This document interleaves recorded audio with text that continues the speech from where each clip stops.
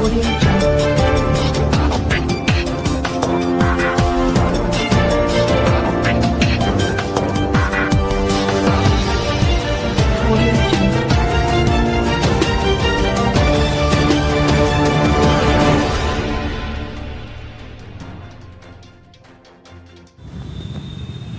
कल्याणकारी योजनेच्या अंतर्गत ते उपोषणाला बसले, त्यांचं म्हणणं आपण जाणून घेऊया. नमस्कार, मी सुप्रिया आकाश लोखंडे, बारामती लोकसभा पुणे जिल्हा महिला अध्यक्ष. आज सोमवारपासून आज 14 दिवस आहे विभागीय आयुक्त कार्यालयासमोर उपोषणाला बसायचं कारण एकच आहे.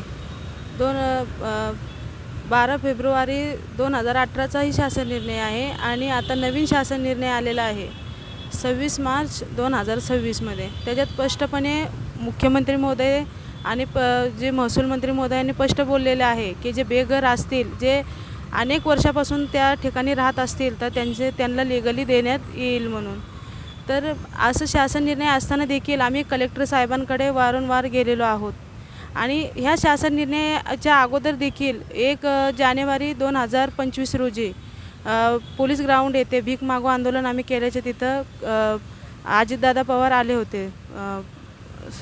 उपमुख्यमंत्री आल्याच्या नंतरनं दादांना आम्ही म्हटलं की दादा, आम्ही बेघर दिव्यांग भरपूर आहेत, तर त्यांना तुम्ही राहण्यासाठी काहीतरी सांगा. तर मग त्यांनी कलेक्टर साहेबांना बोलले की या दिव्यांग बांधवाचं काहीतरी मार्गी लावा, म्हणून आम्ही बेघर दिव्यांग एकही ठेवणार नाही.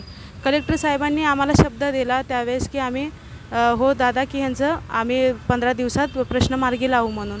तेव्हापासून आम्ही वारंवार कलेक्टर ऑफिसला चक्कर मारतो, तरी कलेक्टर साहेब काहीच उत्तर देत नाही आणि उडवाउडीचेच उत्तरं येतात. आणि आज मग आमच्याकडे नाही विलाजाच्या गोष्टी असल्यामुळं, काही दिव्यांगाचे हालचालीत मर्यादा असल्यामुळे ते दिव्यांग बांधव पण जेवढे आहे तेवढे केलं ना. आज आम्ही विभागीय आयुक्त कार्यालयासमोर उपोषणाला बसायचे. शेवटी आमच्याकडे पर्यायच उरला नाही. आम्ही न्याय मागणार तरी कुणाकडे मागणार? शासन निर्णय असतानासुद्धा त्याची अंमलबजावणी होत नाही.